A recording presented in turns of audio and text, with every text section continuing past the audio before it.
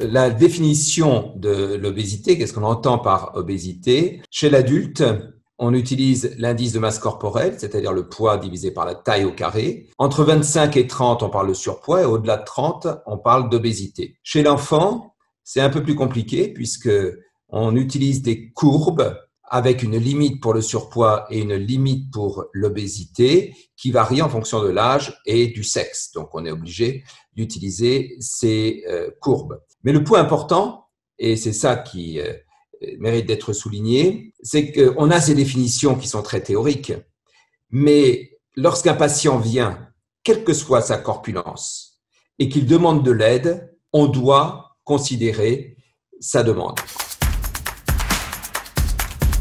Chez l'adulte, c'est une maladie souvent somatique, avec des conséquences, diabète, problèmes cardiovasculaires, et aussi et toujours psychosocial, avec toutes les difficultés des discriminations et stigmatisations. Chez l'enfant, c'est très rarement une maladie somatique, et ça reste principalement une maladie psychosociale. Tout dépend de l'objectif. Si l'objectif est simplement d'améliorer les facteurs de risque cardiovasculaire, donc chez l'adulte, avec un adulte qui ne souhaite pas perdre de poids, l'activité physique est essentielle puisque avec une activité physique assez importante, même sans maigrir, un adulte réduit considérablement ses risques de complications cardiovasculaires et de facteurs métaboliques. Mais la plupart des obèses, quel que soit leur âge, viennent nous voir parce qu'ils veulent maigrir.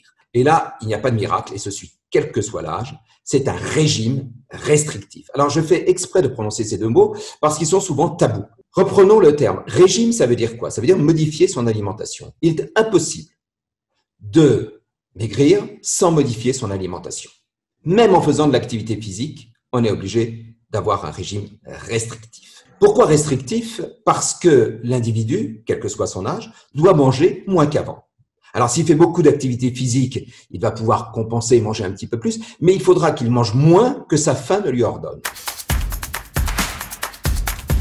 La génétique est essentielle dans l'obésité, c'est-à-dire que n'importe quel individu ne peut pas devenir obèse. Et donc, ce procès qu'on leur fait, dire que c'est des gens qui manquent de volonté, qui sont laxistes au niveau diététique, qui sont gourmands, qui sont fainéants, tout ça, c'est un faux procès qu'il leur est fait. Et ça les blesse terriblement parce que eux savent que ça n'est pas vrai. Et vraiment changer l'image qu'on a de l'obèse, qui est une image particulièrement dégradante et surtout scientifiquement fausse, en rappelant que c'est malheureusement un état génétiquement déterminé, même chez l'adulte, et qu'ils doivent avoir de la volonté, mais pour lutter contre cet état constitutionnel qui les pousse à manger davantage. Et tous ceux qui ont essayé de faire attention à ce qu'ils mangent, quel que soit leur poids, savent comme c'est difficile, surtout à maintenir sur le long terme.